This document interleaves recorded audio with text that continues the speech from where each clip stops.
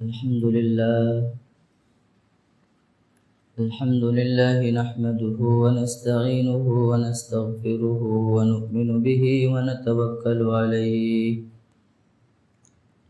ونعوذ بالله من شرور أنفسنا ومن سيئات أعمالنا من يهده الله فلا مضل له ومن يضلله فلا هادي له وأشهد أن لا إله إلا الله وحده لا شريك له وأشهد أن سيدنا ومولانا محمدا عبده ورسوله أما بعد قال النبي صلى الله عليه وسلم من قال لا إله إلا الله دخل الجنة أو كما قال عليه الصلاة والسلام۔ میرے محترم بزرگوں اور عزیز ساتھیوں، اللہ تبارک و تعالیٰ کا بے حد احسان و کرم ہے کہ اللہ تبارک و تعالیٰ نے مجھے اور آپ کو ایمان جیسی قیمتی دولت سے نوازا۔ ہم سب مسلمانوں کے گھر میں پیدا ہوئے، ایمان والے خود بخود بن گئے۔ ہم سب مسلمانوں کے ماحول میں رہتے ہیں۔ اللہ کا شکر ہے، نماز بھی پڑھتے ہیں، روزہ بھی رکھتے ہیں، اور ہم نے ایک کلمہ بھی پڑھا ہے جو ہمارا اسلام کا، ایمان کا بنیادی کلمہ ہے، لا الہ الا اللہ محمد رسول اللہ۔ اس کلمے کو جب تک آدمی نہ پڑھے، اس کلمے کو جب تک نہ مانے، اس وقت تک وہ ایمان والا ہو ہی نہیں سکتا۔ تو بنیادی چیز ہمارا جو کلمہ ہے وہ لا الہ الا اللہ محمد الرسول اللہ ہے۔ آج کا موضوع ہمارا یہی ہے کہ لا الہ الا اللہ محمد الرسول اللہ۔ ہمیں اس کلمہ کا مطلب، اس کا ترجمہ معلوم ہے یا نہیں؟ معلوم ہے تو اچھی بات ہے، الحمدللہ۔ نہیں معلوم ہے تو سوچنے کی ضرورت ہے کہ ہم ایک ایمان والے ہیں، ہمارا شمار مسلمانوں میں ہوتا ہے، ہمارا خاندان ایمان والا مسلمان والا ہے، پھر ہمیں اس کلمے کا ترجمہ کیوں نہیں معلوم؟ ہر ایک مکتب میں بچوں کو کیا ہے، یہ کلمہ سکھایا جاتا ہے، شروعات ہی کلمہ طیبہ لا الہ الا اللہ محمد الرسول اللہ، اس کا ترجمہ بھی سکھایا جاتا ہے، اور بعض جگہ مطلب بھی بتلایا جاتا ہے۔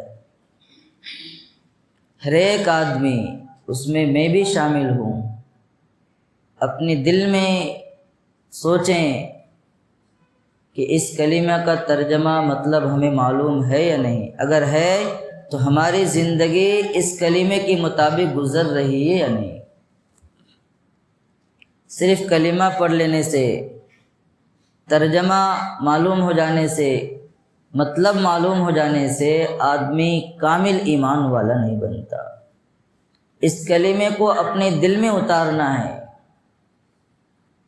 اس کلمے کے مطابق اپنی زندگی گزارنی ہے۔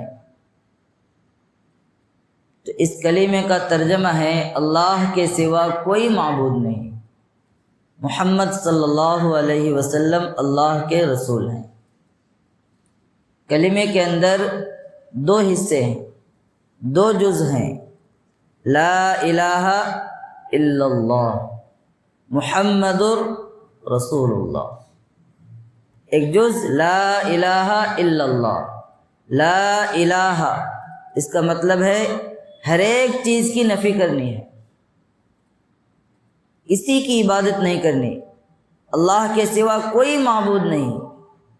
لا الہ الا اللہ، ہم لوگ جس کو معبود سمجھتے ہیں دنیا کے اندر، مورتیوں کو، پتھروں کو، جھاڑوں کو، درختوں کو، پیسے کو، دولت کو، شہرت کو، ساری چیزوں کی نفی کرنا، صرف معبود ایک اللہ ہے۔ اللہ احد، اللہ ایک ہے۔ لا الہ الا اللہ، اللہ کے سوا کوئی معبود نہیں۔ عبادت کرنی اللہ کی کرنی ہے، سجدہ کرنا اللہ کے سامنے کرنا ہے۔ ہمارا ماتھا ٹیکنا کسی کے سامنے ہرگز نہیں، صرف ایک اللہ کے سامنے،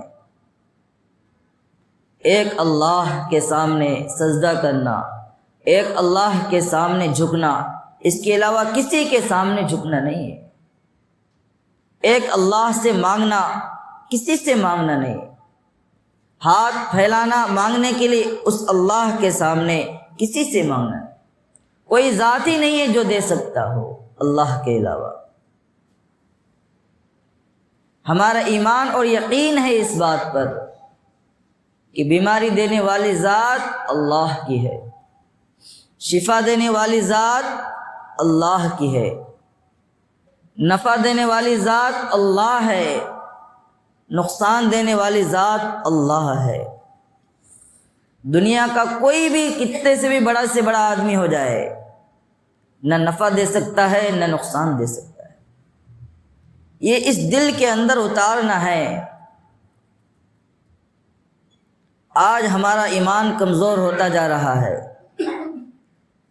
صحابہ کا ایمان مضبوط تھا، صحابہ کے سامنے کوئی پریشانی ہوتی تھی، مصلی بچھا کر 2 رکعت نماز پڑھتے اور اللہ سے مانگتے، سب سے پہلا حل، پھر اس کے بعد کوشش میں لگتے۔ آج ہمارا جو ایمان اور یقین ہے اس درجے کا ہو گیا ہے کہ ہم دنیا کے اسباب کو سب کچھ سمجھتے ہیں۔ ہم ڈاکٹر کے پاس گئے تو ہمارا علاج ہوگا، نہیں تو ہو ہی نہیں سکتا۔ ڈاکٹر کی دوائی میں شفا کون دیتا ہے؟ اللہ دیتا ہے۔ اس لیے سب سے پہلے اللہ کے سامنے ہاتھ اٹھا کر کے اللہ سے مانگے، پھر ہم جائیں۔ اس سے کیا ہے؟ اللہ ان دواؤں میں شفا رکھے گا، مریض جلد صحت یاب ہو جائے گا۔ آج وہ یقین ہمارا ختم ہوتا جا رہا ہے، وہ ایمان ہمارے دل سے نکلتا جا رہا ہے۔ دنیا کے اسباب پر ہم بھروسہ رکھے ہوئے ہیں۔ دکان کھولیں گے تو روزی آئے گی۔ اگر اللہ پر ایمان ہوتا، یقین ہوتا کہ رزق کا مالک اللہ ہے، تو آدمی نماز کے وقت اپنی دکان بند کر کے مسجد میں آتا۔ اس کو یقین ہے، بھروسہ ہے، اس دکان سے کچھ ہونے والا نہیں ہے، روزی تو اللہ دیتا ہے۔ پورا دن بھر میں اگر ہم آدھے گھنٹے بھی دکان کھولیں گے تو روزی پھر بھی اللہ دے گا۔ آدمی کو یقین نہیں اس دکان سے ہی میرا سب کچھ ہوتا ہے، تو پھر مسجد میں بھی نہیں آتا، دکان ہی اس کے لیے سب کچھ ہے۔ آج ہماری حالتیں یہی ہو رہی ہے، ہمارا ایمان کمزور ہوتا جا رہا ہے، اس لا الہ الا اللہ پر ہمارا ایمان کمزور ہوتا جا رہا ہے۔ میرے محترم بزرگوں اور عزیز ساتھیوں، اس کو مضبوط بنانے کی ضرورت ہے۔ صرف لا الہ الا اللہ پڑھ لینے سے آدمی ایمان والا کامل مسلمان نہیں بن جاتا۔ اللہ کے حکموں کے مطابق اپنی زندگی گزارنا، لا الہ الا اللہ کا جو تقاضا ہے اس کے مطابق اپنی زندگی کو بنانا۔ لا الہ الا اللہ ہر جگہ ہمیں فٹ کرنا ہے۔ ہمارے گھر میں بیماری ہے، ایک آدمی کا ایمان مضبوط ہے کہ بیماری اللہ دیتا ہے تو شفا بھی وہی دے گا، کبھی پریشان نہیں ہوگا۔ آج تھوڑی پریشانی آتی ہے ہم پریشان ہو جاتے ہیں، ٹینشن میں کیا ہے، کھاتے نہیں اور ہمارا چہرہ بگڑا ہوا رہتا ہے۔ اس اللہ پر یقین ہوتا کہ اللہ بیماری دیا ہے وہی شفا بھی دے گا تو آدمی پریشان نہ ہوتا۔ ہر ایک آدمی کی یہی بات ہے، اس اللہ پر ایمان کو یہ مضبوط بنانا ہے، یقین اس اللہ پر رکھنا ہے کہ بیماری دینے والی ذات اللہ ہے، اللہ سے مانگنی ہے، کوشش بھی کرنی ہے، اللہ شفا دے گا۔ گھروں میں رزق کے دروازے بند ہوتے جا رہے ہیں، رزق تنگ ہوتا جا رہا ہے، اللہ کے اختیار میں ہے۔ اللہ جتنی روزی ہمارے مقدر میں لکھی ہے اتنی روزی آئے گی، نہیں لکھی ہے نہیں آئے گی۔ پریشان ہونے کی ضرورت نہیں ہے، کوشش کرنا ہے۔ اللہ ہمارے مقدر میں اتنی ہی لکھی ہے۔ ایک آدمی دن بھر کماتا ہے، 500 روپے ہاتھ آتا ہے، پریشان نہ ہونا ہے۔ اللہ کی مرضی ہے کہ اللہ آج میرے مقدر میں 500 روپے لکھے، دوسرے دن 1000 روپے آتا ہے، اس دن اللہ نے مقدر میں لکھ دیا ہے کہ آج 1000 روپے آئے گا۔ ایک آدمی ایک کسی گلی میں جہاں آبادی ہی نہیں تھی، کچھ بھی آبادی نہیں، صرف تنہا اس آدمی کا گھر، اور دور میں گھریں تھے سب لوگوں کے۔ وہاں اس اپنے گھر میں دکان کھولے ہوا تھا۔ کسی نیک آدمی کا وہاں سے گزر ہوا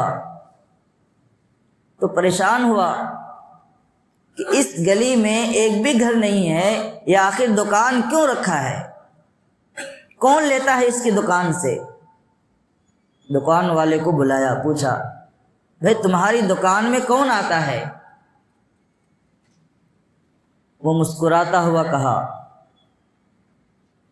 کہ میں اس ارادے سے اس دکان کو کھولا ہوں جس ذات ہر ایک آدمی کی روح قبض کرتا ہے، چاہے وہ محلے میں ہو، شہر میں ہو، دیہات میں ہو، کسی بھی تنہائی کی جگہ میں ہو، کسی بھی کوٹری میں ہو، جو ذات موت کے لیے اس جگہ جاتا ہے جہاں آدمی تنہا ہوتا ہے، وہی ذات میری روزی بھی اس جگہ مجھے بھیجتا ہے۔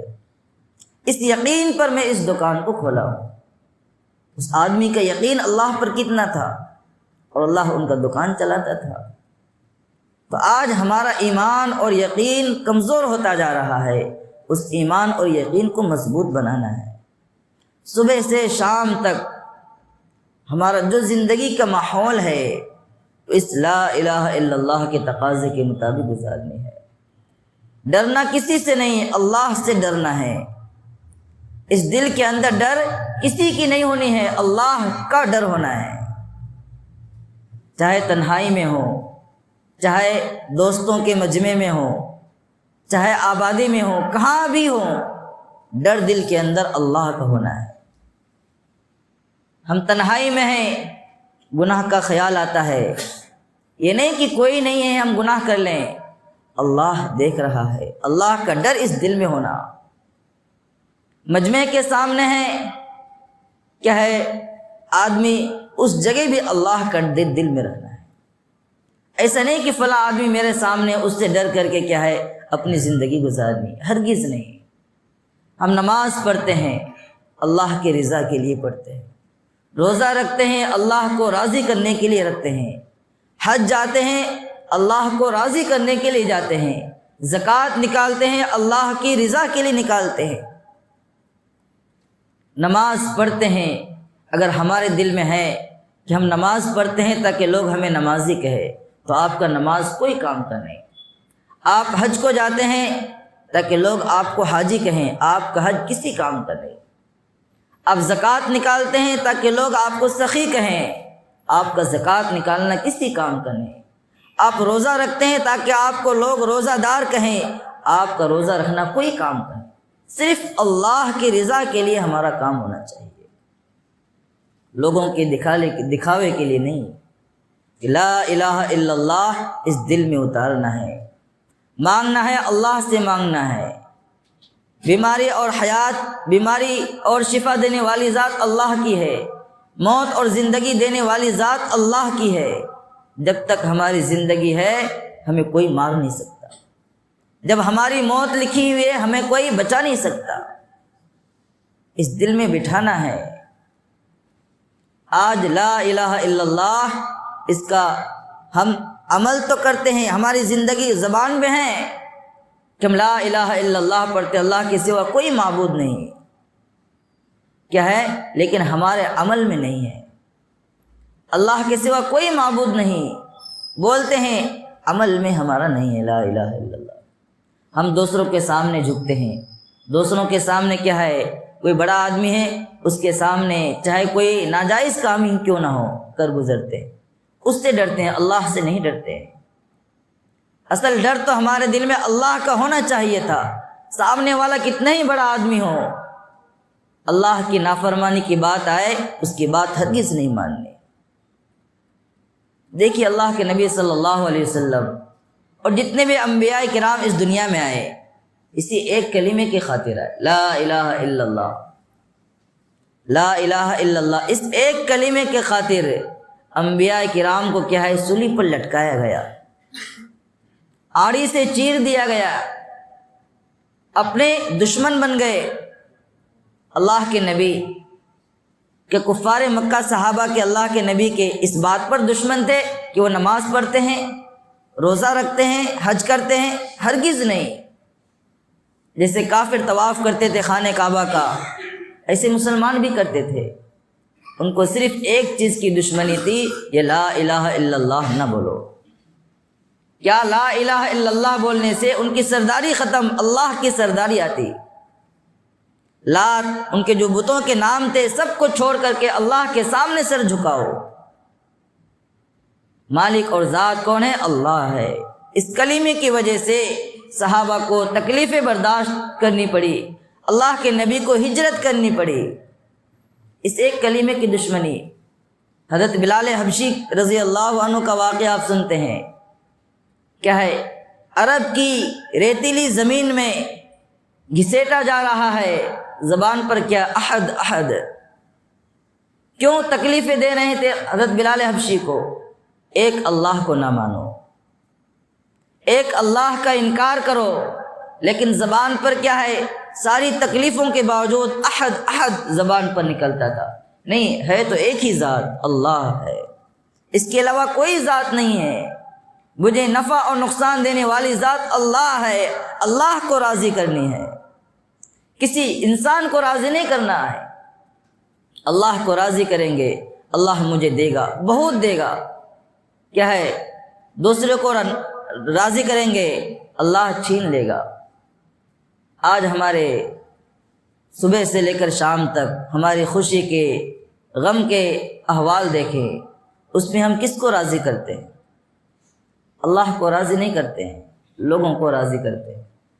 مثال کے طور پر ہمارے شادی کے ماحول کو دیکھ لیجئے، شادی خوشی کا موقع ہے، نکاح عبادت ہے، اس عبادت کے اندر ہم لوگوں کو، دوستوں کو راضی کرنے کے لیے اللہ کو ناراض کرتے، اللہ کے نبی کو ناراض کرتے۔ اللہ نے، اللہ کے نبی نے کہا کہ اس میں ڈھول باجے نہ ہو، موسیقی نہ ہو، فوٹوگرافی نہ ہو، ہم سب کچھ کر گزرتے ہیں عبادت کے اندر اللہ کو ناراض کر کے۔ شادی میں خوشی کے موقع ہے، ہر ایک رشتہ داروں کو کیا ہے، بلاتے ہیں، خوش کرنے کی کوشش کرتے ہیں۔ جو رشتہ دار برساں برس سے بات نہیں کرتا ہے، بہن ناراض ہے، نکاح کے موقع پر بہن کو راضی کرنے کی کوشش کرتے ہیں۔ دوست ناراض ہے، دوست کو راضی کرنے کی کوشش کرتے ہیں، لیکن اس نکاح کے موقع پر میرے نبی کو اور اللہ کو ناراض کرتے ہیں۔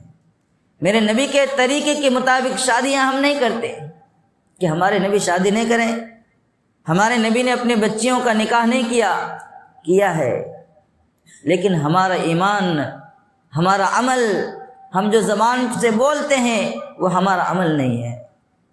ہمارے نبی نے کہا سادگی سے شادی کرو، اس میں خیر و برکت ہوگی۔ جس نکاح میں کم سے کم خرچہ ہوگا اس میں زیادہ برکتیں ہوں گی۔ آج ہم نکاح میں سب سے زیادہ خرچ کرتے ہیں تاکہ برکتیں کم ہوں۔ اللہ کو ناراض کر کے ہمارا نکاح ہوگا، نبی کا دل دکھا کر کے ہمارا نکاح ہوگا، تو وہ نکاح کتنا دن ٹکنے والا ہے؟ اس لیے آج کے زمانے میں جو طلاق ہو رہی ہیں، بچے بات سنتے نہیں، اس کی وجہ ایک یہ بھی ہے کہ ہم اللہ کو ناراض کر کے، نبی کو ناراض کر کے کیا ہے ہم اعمال کر رہے ہیں۔ میرے محترم بزرگوں دوستو، اس لا الہ الا اللہ کو اپنے دل میں اتارنا۔ محمد الرسول اللہ، محمد صلی اللہ علیہ وسلم اللہ کے رسول ہیں، اللہ کے پیغمبر ہیں، پیغام پہنچانے والے ہیں۔ اللہ تبارک و تعالیٰ نے ہمارے نبی صلی اللہ علیہ وسلم کو اپنی بات بھیجا اور ہمارے نبی نے ہم تک وہ بات پہنچایا۔ ان تمام چیزوں کو ماننا۔ اللہ کے نبی صلی اللہ علیہ وسلم 60 پر 3 سال اس دنیا کے اندر رہے، 40 سال میں نبی بنے، 20 پر 3 سال میں نبوت رہی، 20 پر 3 سال میں اتنی زندگی میں سارے چیزاں کر کے گئے کہ قیامت تک آنے والے انسانوں کے لیے ہمارے نبی نمونہ ہیں، آئیڈیل ہیں۔ ہمارے نبی کو دیکھ کر کے اپنی زندگی گزارو۔ ہمارے نبی کیسے شادی کیے، ہمارے نبی کسی کی موت ہو گئی تو کیسے کیا طریقہ تھا مردوں کے ساتھ، کوئی بیمار ہو گیا ان کی عیادت کا طریقہ کیا تھا ہمارے نبی کا، دوست آئے ان کے ساتھ ملنے کا طریقہ کیا تھا۔ ہم تو کلمہ زبان سے پڑھتے ہیں لیکن ہمارا عمل نہیں ہے۔ ہم دوستوں کی مجلس میں رہتے ہیں لیکن ہمارے نبی دوستوں کے ساتھ کس طریقے سے رہتے تھے؟ حدیث کے اندر آتا ہے اللہ کے نبی صلی اللہ علیہ وسلم کے پاس کوئی ساتھی صحابہ آتے مصافحہ کرنے کے لیے، سلام کرنے کے لیے، جب تک وہ شخص اللہ کے نبی کا ہاتھ سے ہاتھ نہ چھوڑتا اللہ کے نبی نہیں چھوڑتے۔ چھوٹی چھوٹی سنتیں، آج ہمارا یہ حال ہے۔ ہم جس مقصد کے لیے پیدا ہوئے ہیں، وما خلقت الجن والانس الا لیعبدون، کہ انسان اور جنات کو اللہ نے صرف اپنی عبادت کے لیے پیدا کیا ہے، آج وہ ہماری عبادت ہی ٹھیک نہیں ہے۔ ہم کوشش بھی نہیں کرتے ہیں کہ ہماری عبادت کیسے صحیح ہو۔ دنیا کے معاملات میں کاروبار کرنا ہو سیکھتے ہیں، کوئی بھی دھندا ہو بغیر سیکھ کے آدمی کرتا نہیں ہے، لیکن ایک عبادت ایسی ہے کہ بغیر سیکھ کے آدمی کرتا ہے۔ بغیر سیکھ کے کرنا، لیکن ساتھ ساتھ سیکھنا بھی ہے۔ اللہ نے ہدایت دیا نماز پڑھنے کی، نماز کو آتے ہیں، اچھی بات ہے، لیکن نماز بھی سیکھنی ہے۔ کس طریقے سے صحابہ نماز پڑھتے تھے، اللہ کے نبی کیسے نماز پڑھتے تھے۔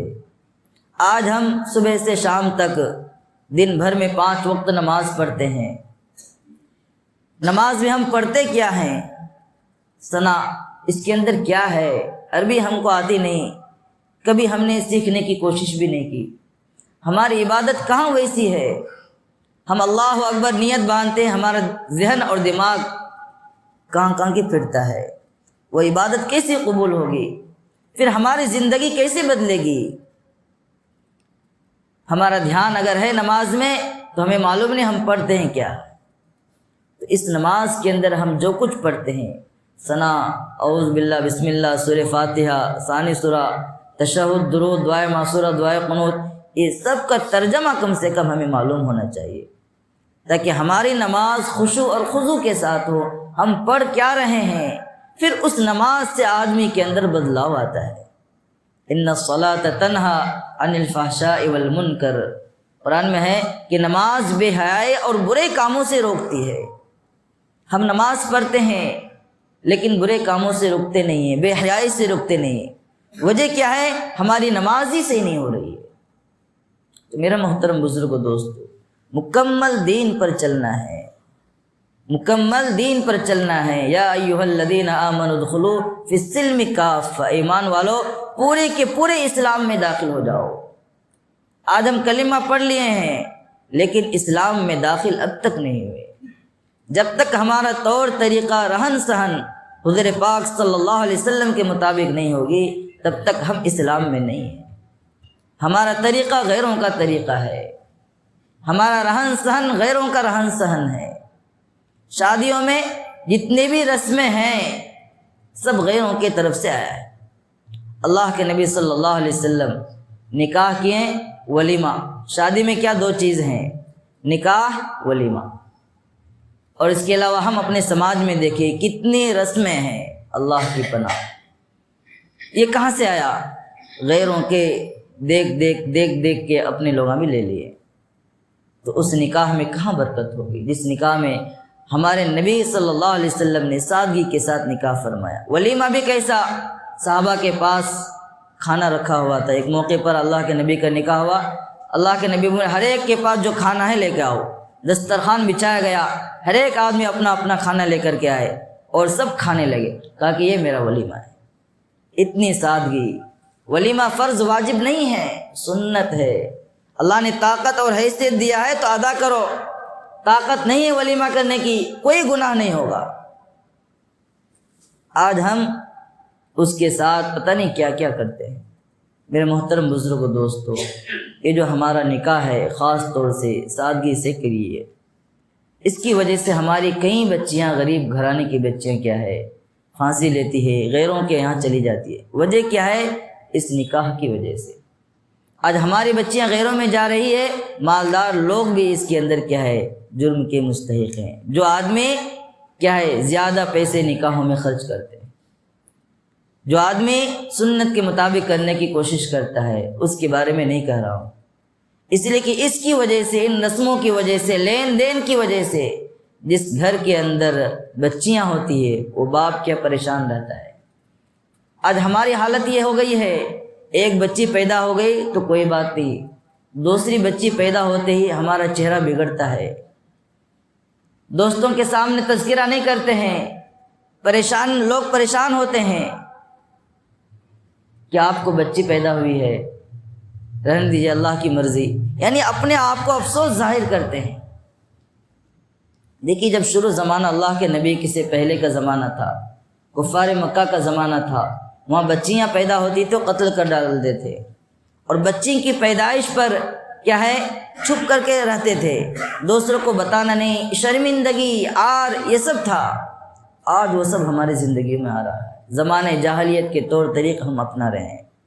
بچیاں رحمت بن کر آتی ہے، گھروں میں برکت لے کر آتی ہے۔ اللہ تبارک و تعالیٰ نے فرمایا ہر ایک کو میں روزی دیتا ہوں، اب روزی کے ڈر کی وجہ سے اپنی بچیوں کو قتل مت کرو۔ آج ہماری وہ حالتیں ہوگی، کیوں لوگ بچی پیدا ہونے سے ڈرتے ہیں؟ وجہ یہ ہے کہ بچیوں پر بہت زیادہ اخراجات ہے، شادیوں میں لین دین کا اخراجات ہے، اگر یہ کم ہو جائیں تو کوئی آدمی بچے کی پیدائش پر کیا ہے آر محسوس نہ کرے، ڈر محسوس نہ کرے۔ میرے محترم بزرگ و دوستو، ہمیں کیا ہے اسلام میں داخل ہو چکے ہیں، ایمان والے ہیں، اب ہماری زندگی کیا ہے اللہ کے نبی کے سنت کے مطابق گزرنی چاہیے۔ یہ جو کلمہ ہے لا الہ الا اللہ محمد الرسول اللہ، یہ زندگی، ہماری زندگی اس کلمے کے مطابق گزرنی چاہیے۔ اللہ کی عبادت کرنی، ہر حکم اللہ کا ماننا ہے، کسی کا حکم نہیں ماننا ہے۔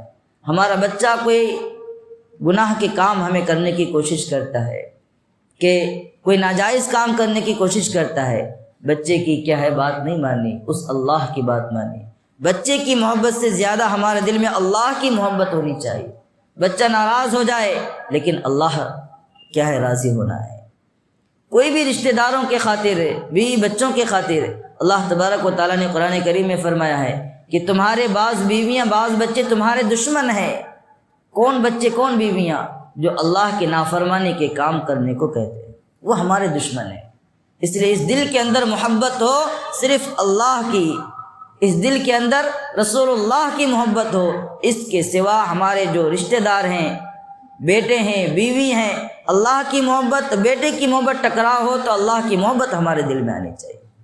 بیوی کی محبت، اللہ کی محبت دل میں ٹکراؤ ہو تو اللہ کی محبت ہمارے دل میں آنی چاہیے۔ میرے محترم بزرگ و دوستو، ہماری زندگی سنت کے مطابق گزرے، صبح سے شام تک ہم جو کرتے ہیں اللہ کے حکموں کے مطابق اپنی زندگی گزارے، نبی کریم صلی اللہ علیہ وسلم کی سنت کے مطابق اپنی زندگی گزاریں گے، اللہ تبارک و تعالیٰ مجھے دنیا میں بھی کامیاب کرے گا، سکون والی زندگی دے گا، بے ٹینشن کی زندگی دنیا میں گزار دے گا، اللہ تبارک و تعالیٰ آخرت میں تو کامیابی ہمارے مقدر میں لکھے۔ شرط یہ ہے کہ ہماری زندگی اس کلمے کے مطابق گزرنی چاہیے، اللہ کے نبی صلی اللہ علیہ وسلم کی سنت کے مطابق گزرنی چاہیے۔ اللہ تبارک و تعالیٰ سے دعا کریں کہ اللہ تبارک و تعالیٰ مجھے بھی اور آپ حضرات کو بھی ان کہی ہوئی باتوں پر عمل کرنے کی توفیق عطا فرمائے، ہم سب کا خاتمہ ایمان پر فرمائے، اور ہم سب کو کلمے والی زندگی گزارنے کی توفیق نصیب فرمائے، ایک ایک سنت کو حضور پاک صلی اللہ علیہ وسلم کے طریقے کے مطابق زندگی گزارنے کی توفیق نصیب فرمائے۔ آمین وآخر دعوانا الحمد للہ رب العالمین۔ سنتیں پڑھ لیجئے.